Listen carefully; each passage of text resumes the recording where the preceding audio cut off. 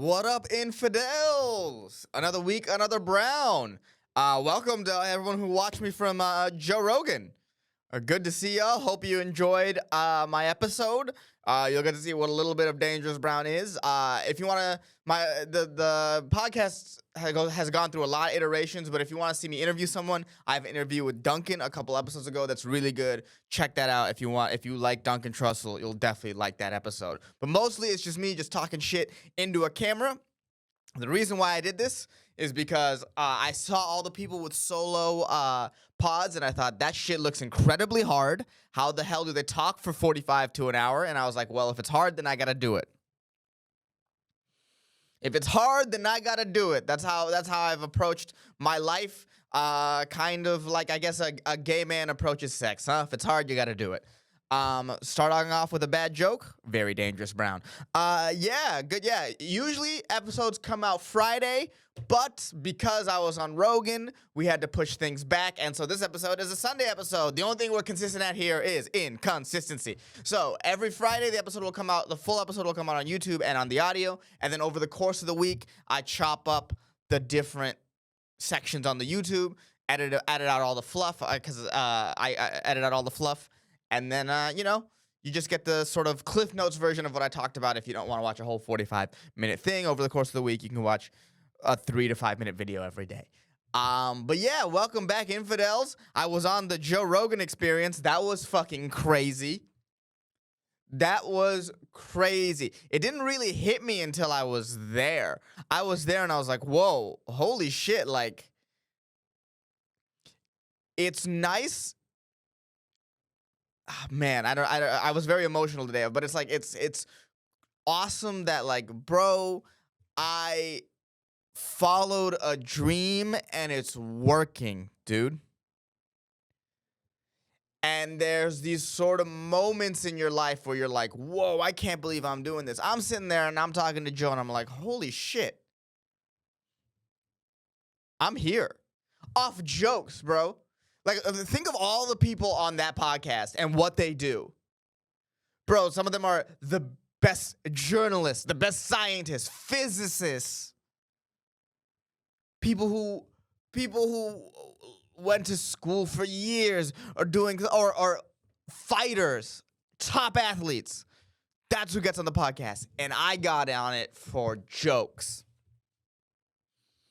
Wild, dude. Wild. It helped that, because I spent so much time at the mothership and I open a lot of Joe's shows and, I'm the social media guy there, that I have a rapport with Joe, so that makes it easier. I think it would have been a lot more nerve-wracking if I had just gone on there and never had really met him. Just like, oh, he liked my work, he wants me on. Oh, I'm on the biggest show in the world somehow. So, But yeah, that's what's been going on in my life. As far as dope things of the week that happened to me today, hey, you know what? I'm gonna do a segment up top, I think, called the dopest thing that happened to me of the week. And for this one, I'm gonna say the Joe Rogan Experience. Crazy, dude. Crazy. Followed a dream, stuck it through, doing it. Betting on myself, believing in myself. I did something the other day, and it was like a big move career-wise, and I was telling my girl, I was like, I was nervous to do it, but I know the fact that I did it, the fact that I took the leap and took a chance on myself means that something good will happen. And then the next day, Joe asked me to do the podcast. Take a chance on yourself. If you don't bet on yourself, who will? Who will? Let me know. Look me in the eyes and tell me, if you don't believe in yourself, who else will? It's all up to you. Put it out in the universe.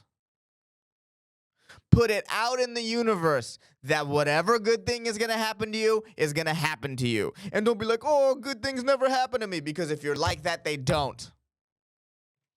Put it out in the universe. I said to myself, something good is gonna happen. And what happened? Something good happened. It's not, it's, what is that? The Secret, right? The book called The Secret is all about manifesting. Well, it's not a secret anymore. Live your fucking life like that, son. Live your life like that. Bring the positivity. I went through a lot of depression as in my early 20s. I held myself down. Looking back on it now, it was me who held myself down. Do the work, believe in yourself, tell yourself that you love yourself, and fucking bro, let me tell you from personal experience, when you make that life choice, some wild shit happens, dog. Some wild shit. I was on that podcast.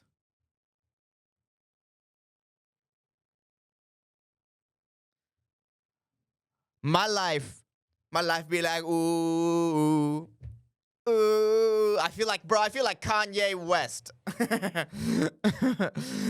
My life is dope and I do dope shit. That part, not like the whole anti-Semitic part. I know that saying that now in this, I know that saying that now in these times might be a little problematic, but what I really meant is I felt like Kanye West in that one interview. And not the interview with Alex Jones, the interview with, like, I think it was Conan or David Letterman. My life is dope and I do dope shit, dog. That just is what it is. My life is dope and I do dope shit. But if you made it here, if you're an infidel, I believe in you. I believe in your ass. If you are listening to this, I believe in you. Gotta get my chain out. Gotta show my tiny ass chain. But yeah, I believe in y'all. Man, that's crazy, bro. I was hit with imposter syndrome right away. I was like, who the fuck am I? I'm just some guy who bullshits for a living and now I'm on the biggest show in the world. What the fuck? I had to have I thank God I had some good friends at the comedy club the other day. Just let me breathe, kept me calm. Life is on, baby. It's on like Donkey Kong. This shit is fire. This shit is great. Oh, man. So, yeah. I mean, so usually I begin, for all you new people, I begin on the episodes with, like, what happened to me this week before I talk about the sort of things that I want to talk about. And, yeah, there's sort of one thing that overshadows everything. Oh, my God. I got to open Shane Gillis and Friends. Bro, he asked me to open for him. So, hey. My life be like, ooh. My life is dope and I do dope shit. That's crazy. In any other week, bro, I would be over the moon about that. I straight up forgot to tell you. That's how fucking crazy this has been. We up, bro. That's what I've been telling all the comics and all my friends around me. I was like, if I win, you win. If you win, I win. We up. We up, son. We are up. Are we down? Nope, we're up. So yeah, if you haven't listened to the podcast, go listen to the Joe Rogan Experience, episode 2050 with Hassan Ahmad. I think I'm doing good. Sorry, reading the text messages coming in. Got a lot of congratulatory text. Am I gonna read them to feed my ego? Hell yes, son. Give me attention. Give Baba attention. Okay, dude, holy shit. Stuff to talk about. Hold on, let me write down what else I wanted to talk about here. See, you also, if you listen to the whole thing, you get this whole thing unedited and all the mistakes and all the others, you know? So let's go. Let's begin. Yo, I still have no idea who blew up that hospital. In Palestine? Who? Was it even a hospital? Or was it just like a parking lot? Who blew it up? On Rogan said that they have the video of Hamas doing it, but I don't know. I don't know. Every video I see seems fake. Or every video you find out, like, people be like, actually, this was a video from 2019. And it's like, yeah, of course it was. Of course it was. I don't know who blew up the hospital still. Because Hamas came out and said Israel did it, and I don't trust Hamas. And then the IDF said Hamas did it, and I definitely don't trust the IDF. And then President Biden said it didn't come from Israel, and I definitely don't trust the president. Why would I do that? Imagine having to make your opinions on, like, how do I put this? Imagine having to have your, how, it's just in my head. Sometimes I get stuck in my head. My brain goes too fast for my mouth. But, like, imagine, like, before you have an opinion on something, you have to hear what an 80-year-old with dementia thinks. You feel what I'm saying? Like, Jesus. Biden said some crazy shit the other day. What did Biden say? Oh, yeah, Biden said that this was Israel's 9/11. And it's like, oh, yeah, in the sense that they knew it was coming and didn't do anything to stop it. Is that what you meant? Is that what you meant, Biden? Is it? Oh, my God. Yeah, who blew up this fucking hospital, dude? This feels like the worst version of Clue. Except everyone you're playing with is just lying to you. It's just, bro, it is just everything. I just assume now everything I see is a complete lie. This is like, whoa. This is like, whoa. And now it's like, yeah, but my initial thought is it's hard for me to believe that the Israelis would blow up a Christian hospital knowing what that would look like to the Western world, who they're trying to convince to, like, join our side in this genocide. And so it's hard for me to believe that they would do that. I think it would just be like, if Israel were to bomb a hospital, I think it would be a Muslim hospital, like they've done many times before, and there would just be no media coverage on it. The fact that it was a Christian hospital, and then it got such this one hospital, out of the many hospitals that have been blown up in this conflict, this one hospital gets this much media attention, makes me think, like, it's just, but then again, maybe they're playing 4D chess and did blow it up and blame Hamas. Like, you know what I mean? I don't trust any of these people. Did I blow up was it us? Did we blow up the hospital? Maybe the real friends were the hospitals we blew up along the way. Maybe that's what it really is. maybe that's what the lesson is in this situation. That it's not the journey, it's the destination. No, other way around. Oh my God, it's not the destination, it's the journey. It doesn't matter who blew it up. Eventually, it's going to be like Spartacus. I blew up the hospital. No, I blew up the hospital. I blew up the hospital. No, I blew up the hospital. Was it even a hospital? Was it even a hospital? Who knows? Who knows? Who knows? Is Israel and Palestine even real? Are they just figments of our imagination? What if it's all a psyop that they've been running since the 1950s? These two places don't even exist. They're beyond the wall. When the earth, the flat earth, whatever the ice wall that's holding us, that's penning us in, it's just beyond the ice wall. That's what it really is. God. People have been messaging me. I'm not on the Palestinian side. I'm not as much on the Palestinian side as people thought I would be. Like, you know what I mean? I think people thought I would have gone up there and be like, Palestine. Gone on Rogan and been like, Palestine. But I don't know much about the situation. I'm not going to say that much. Consider me like any other Arab nation in the area. Not terribly interested in Palestine. Hey, pretend I'm Egypt and I'm trying to keep that a distance away from me, dog.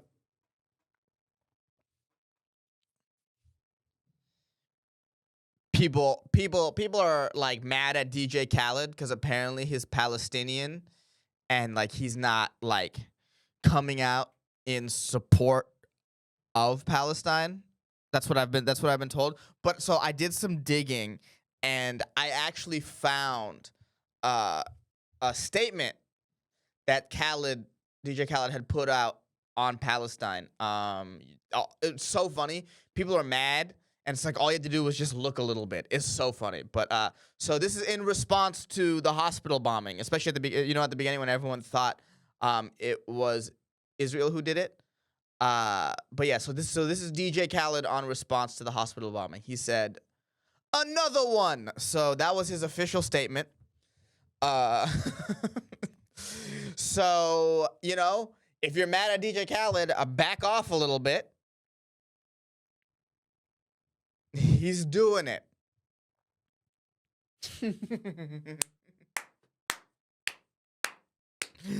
I was actually pretty proud about that one. I came up with that one on the spot. Riffing on this shit, baby. That's why I wanted to do it now. Living the life. Okay. So yeah. So I guess what I'm saying is like when you're thinking about who bombed this hospital, look deep within yourself. Was it you? Because it feels like it was you.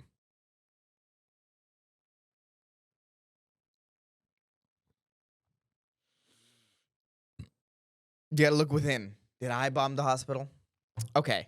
Well, I mean, if you think about it like where my tax dollars are going, there's a good chance you bombed the hospital, actually. Because if you're an American anyway, because there's no way if you're an American, your tax dollars aren't going to funding both sides here. So if you're wondering like who to place the blame on bombing the hospital, just do it on yourself. Maybe if you fucking skipped out on your taxes, you wouldn't be a part of the situation. That's the lesson that I think you should learn and take away from this.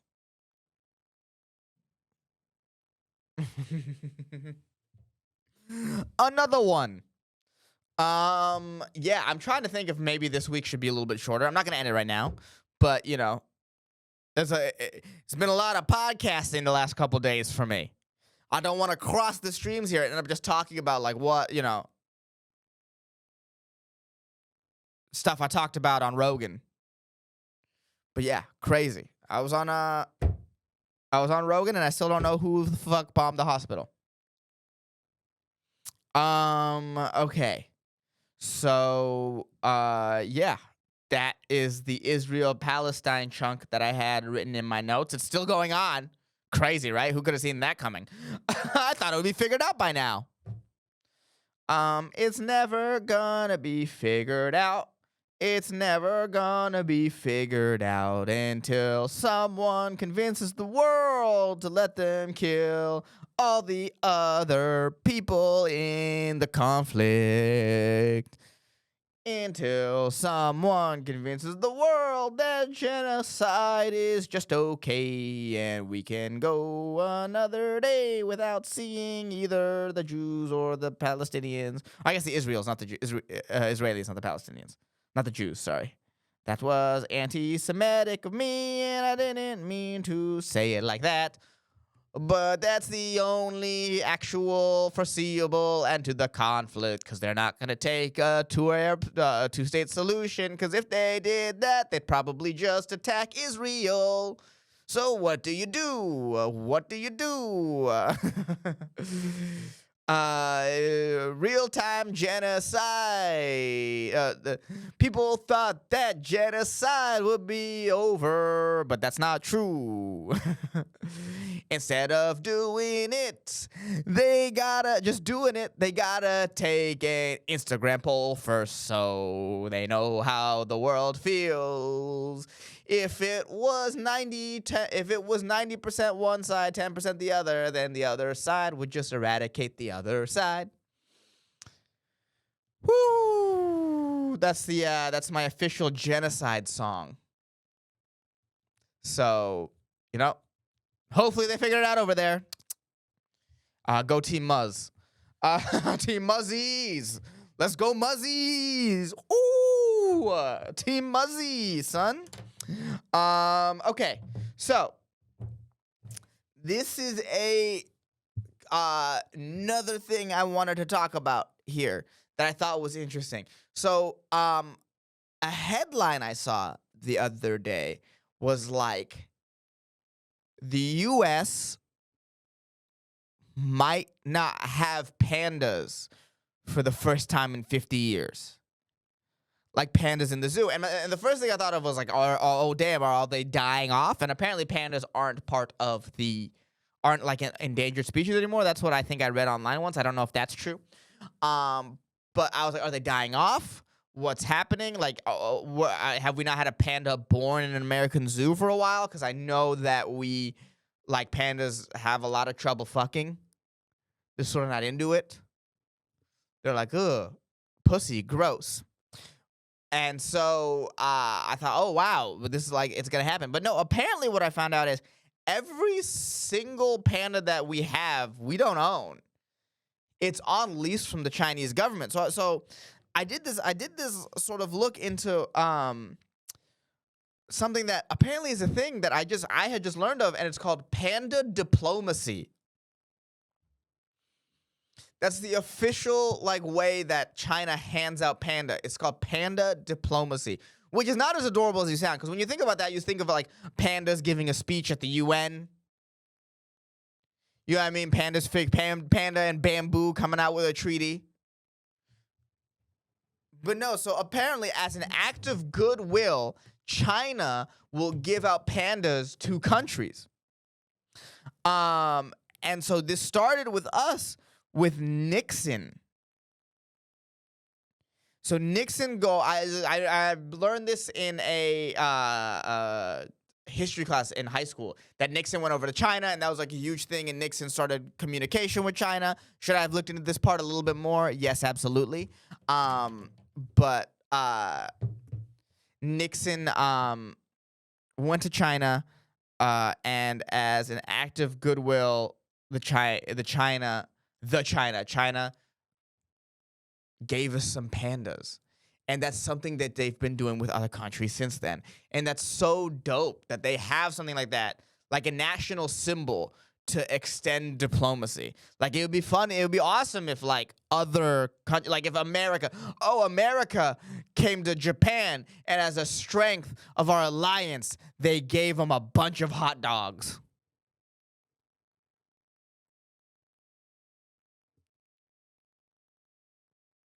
That would be dope if there was something like that for every country. Oh, Italy. Oh, Italy gave you a bunch of sexual assault, I guess. I don't know what Italy's pasta.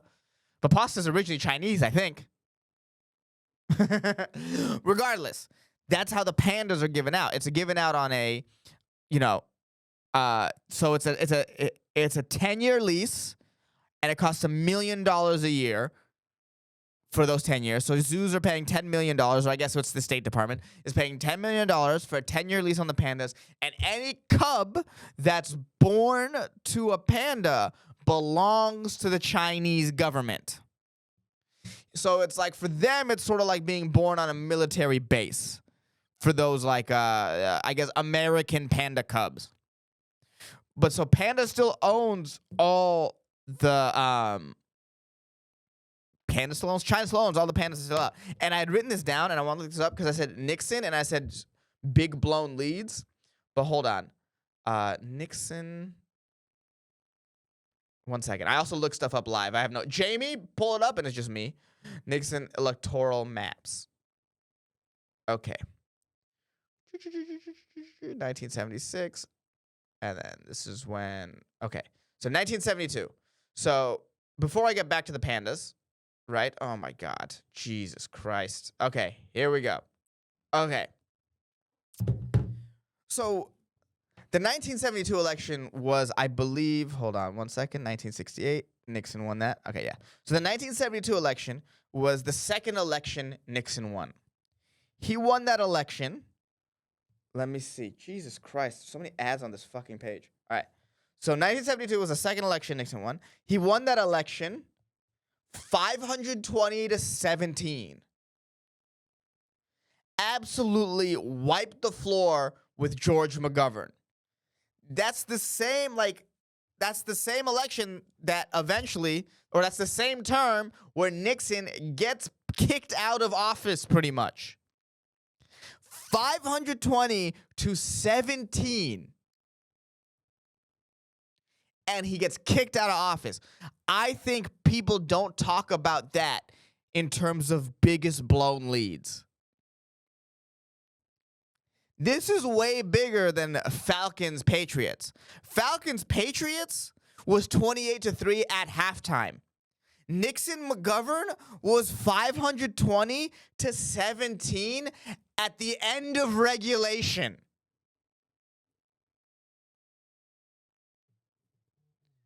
Nixon, all-time blown lead. Anyway, so back to the pandas. So it's a 10-year lease. I don't know why I needed I don't know why I needed that in the middle of that, but I just wrote that down and I had to talk about that. So they're at least 10 years lease. Okay, so in 2008, there was a earthquake in China that cost 60 to be rehoused. 60 pandas that needed to be housed, and those 60 pandas were given to countries with favorable trade agreements. So in exchange, like Australia gave them uranium. In exchange, they got pandas. That's a wild trade-off. To show you the value of having pandas in your country. It was deemed as a reward for giving China uranium.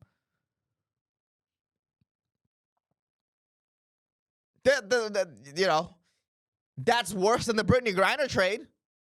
I would say I would rather trade Brittany Griner for at this point, what is a compromised war criminal. There's no way he's out in Russia doing stuff. I'd rather do that trade than let China give pandas for uranium. That is a wild trade. Obviously, there's money involved, but whatever, So anyways, so pandas could be leaving the U.S. So there's 3 pandas. So why could they be leaving the U.S.? There's 3 pandas in Washington, D.C., 4 in Atlanta. The 3 pandas, the lease ends this year. The 4, the lease ends next year. And there is no talk about extending the leases.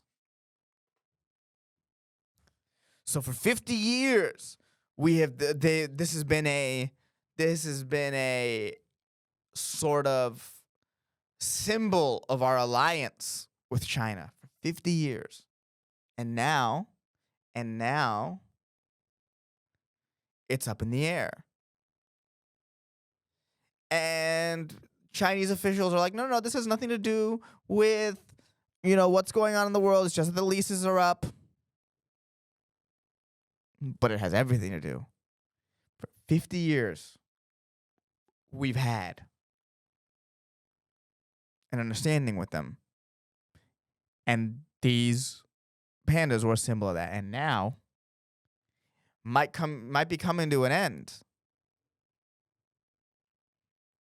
What is about to happen with China? Feels like something big, and it feels like maybe something's already happening. And the way that Chinese companies are buying up land and houses here, driving up housing prices for Americans, pricing Americans out. These foreign companies are just pricing Americans out. Are pandas in the zoo the new canaries in the coal mine? There's no pandas in the zoo. Things are going to be tough. Because as much as I like to think that we're number 1 in the world, I don't think that's the case. Not that it couldn't be, but it seems like, right now we have a vacant leader. We're fighting 2 wars now. We're fighting a war in Israel. We're fighting a war in Ukraine. We cannot be that. Our attentions are at too many places. And this is our biggest trade partner. This is, you know what I mean? This is, if things go bad with China, what that would do to the consumer in America. you know? So it's going to be interesting to see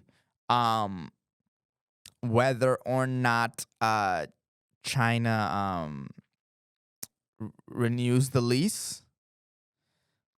I think the ones in Washington D.C. are already going to be back. It's already too late. It's we're almost in November already. I think there would have been it would have been some news. The pandas being in DC, renewed in DC, and the fact that they haven't, I think that's done. So now it comes down to at the end of next year, the 4 in Atlanta. What happens? The Atlanta 4. Let's see. But I think if they really let that lease go out, something is up. Whatever is happening there, that shit ain't normal, son. That shit is not normal. But yeah, so that's the Chinese. Jeez. Crazy. This is the wall, because I did it 2.5 hours with Rogan yesterday. This is the wall I'm hitting at 30 minutes now. Usually these episodes will be 45. And will I be stretching this to hit 45? Absolutely. Absolutely. I'm letting you know that, like, hey, sometimes, bro, you just gotta just be in there and figure out a riff and let it come to you. That's the hard part about doing one by yourself. There's no person across from you being like, hey, let's talk about this, and then I go rant about, whatever the fuck. Lizzo or something. But, oh, I wrote this down. India's Supreme Court denies same-sex marriage. And at first, I think one of those stuff like that is meant to get people to be a little bit riled up, right? Because they'll see that and they'll be like, look at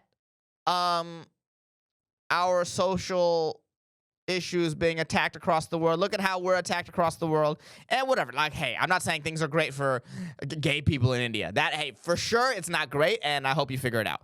But this is why the title is a little misleading, because the headline they ran with is India denies same-sex marriage. The headline they ran with is Indian Supreme Court denies same-sex marriage. That's what they ran with.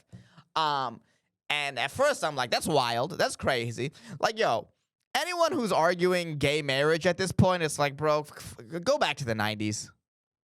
Go back to the 90s, bro. You care so much about other people getting married. That's gay. That's gay. Being mad about gay marriage is actually way gayer than marrying a gay person and being gay married. It's way gayer.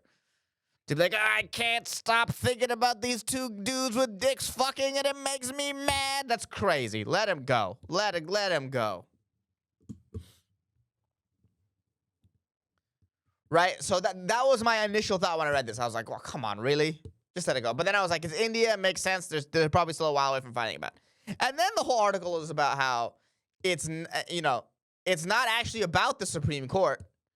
It turns out the Indian Supreme Court can't make laws. And they said it's not our decision, it's Parliament's decision. And it's like, oh, this is kind of a non-story. This kind of actually, I went from being like, man, we need LGBT, India needs to be a little bit more forward-thinking on LGBT rights.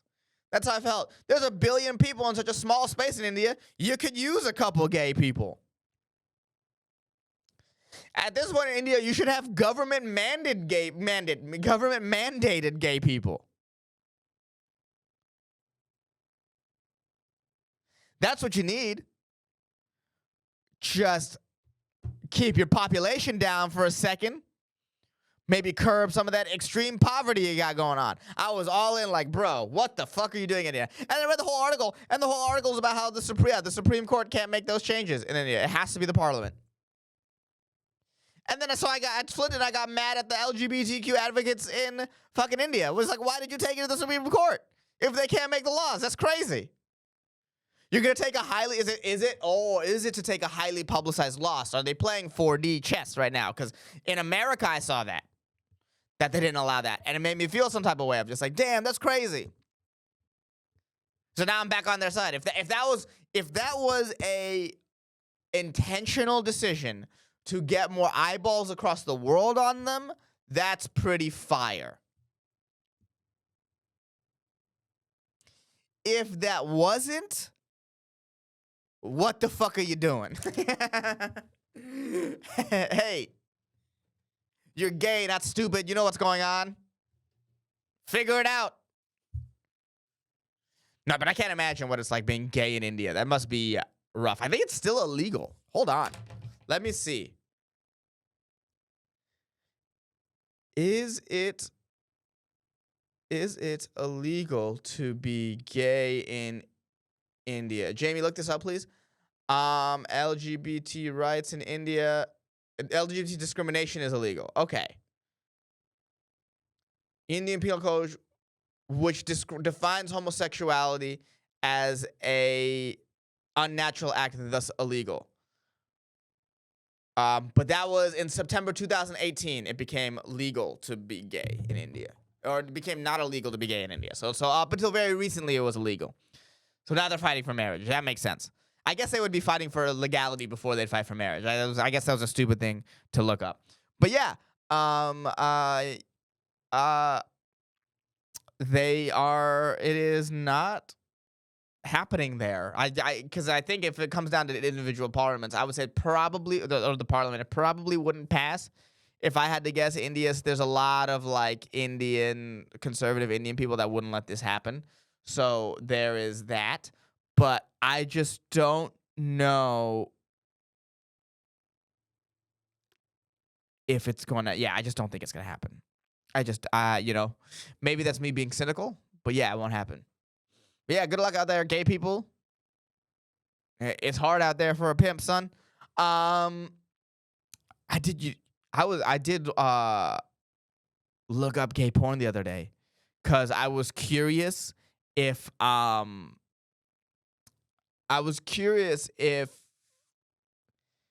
gay porn was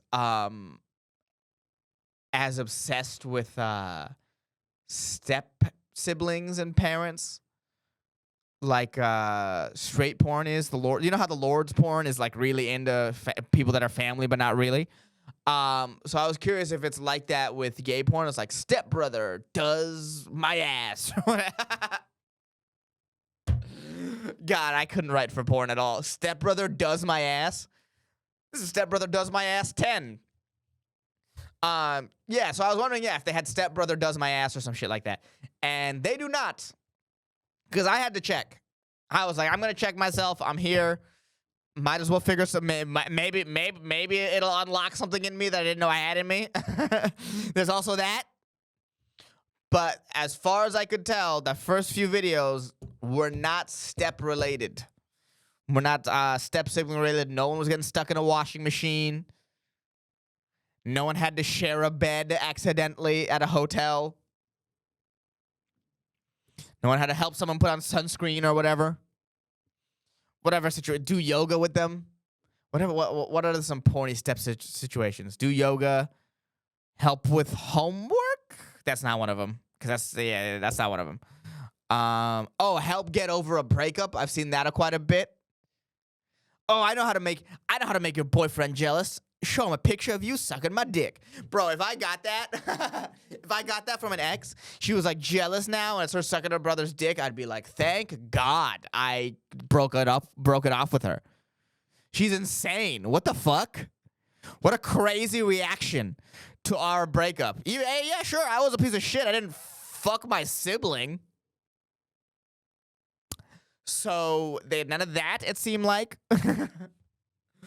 But it was it wasn't like stepbrother fuck my ass. It's just like, hey, other guy, fuck my ass. That's the whole vibe of porn, gay porn. Hey, other guy, fuck my ass. Could I have asked my gay friend this? Absolutely. Do I trust him? No. I gotta see it for myself. I gotta see it in person to be like, okay, no, this is what's going on. Because I'm a real deal fucking scientist, dog. I'm a real deal scientist. Never forget that. I have a hypothesis, and I test that shit out. If there's any other person here who wants to go over their findings with me, I don't need videos. I don't need pictures. You could just tell me what your findings are, and maybe I'll change, because, you know, a true scientist can be moved off his position by a sufficient amount of evidence, but I gotta see it. Or I gotta see you tell me that. Well, I guess I need screenshots, because you could just tell me, no, they are, and then I'll have to believe you. So you gotta send me some screenshots, hopefully, of the title cards with no actual gay stuff, please. But send it to me if you have conflicting evidence, because I think you don't.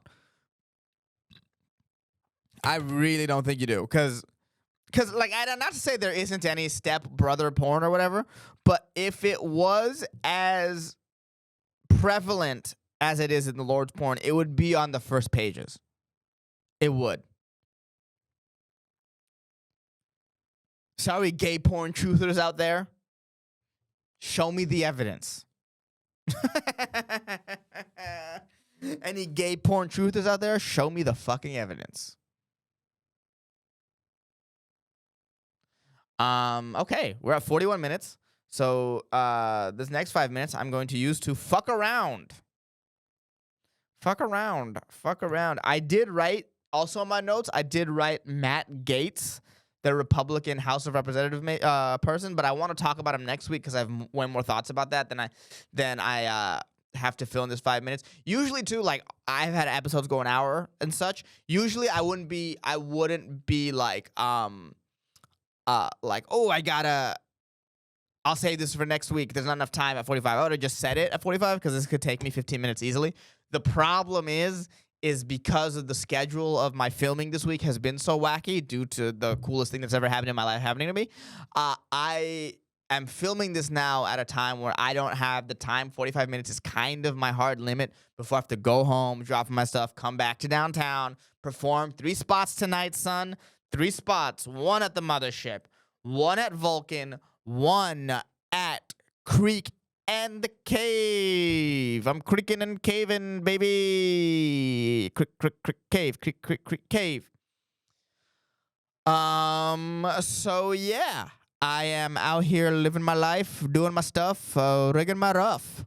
So yeah, I'm not like super like, damn, I gotta do the Matt Gaetz stuff. Hopefully, I am putting. This is the bet that I'm making, because I want to talk about Matt Gaetz in relation to this Speaker of the House sort of situation that's happening with the Republicans. I would say fiasco, but I think for the American people, not that much of a fiasco, because I think we're at least gonna stop like sending a bunch of money to Ukraine and possibly Israel, because we don't have a Speaker of the House, because that's stuff they need to vote on, from what I know, my very limited knowledge of politics. So I am taking a bet. I filmed Thursday again. I am betting on the fact that they will not have that figured out by the time I film. That's also another choice that I'm making. I'm curious. I'm curious to see if my bet is correct. The bet is that they will 100% not be ready, will not have a new Speaker of the House by Thursday. I think that's a pretty safe bet. I'm pretty excited about it. I'm excited. If you're a new listener and you didn't like this, it happens. It happens. But if you're a new listener and you liked it, welcome on board on being an infidel. If you go through the episodes I have with my mom where I'm interviewing her are fantastic. I would go listen to those or watch those. But for real, this has been quite possibly the best week of my life.